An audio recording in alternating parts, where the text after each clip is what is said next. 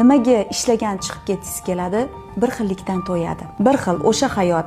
Ertaga balki turmush o'rtog'im bir joyga olib borar yoki indinga yaxshi gapirib qolar yoki deydida uje sinishni boshlaydi ayol kishi. Ana o'shandan qochganidan ham uydagi zerikarli atmosferadan qochganidan ham ayol kishi balki ko'chaga chiqsam zavqli bo'lar hayotim, balki ko'chaga chiqib ishlasam qanaqangidir menga bir boshqacha kayfiyat berilar deb o'ylaydi. Bu narsa yechim emas mutaxassis sifatida. Ayol kishi oiladagi ololmagan baxtini yoki sevgisini tashqaridan ololmaydi baribir.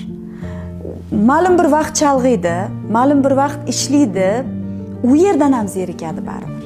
Chunki unga ozuqa beradigan, ayol kishini yoshartiradigan, ayol kishini zavqlantiradigan atmosfera bu uning oilasi hisoblanadi.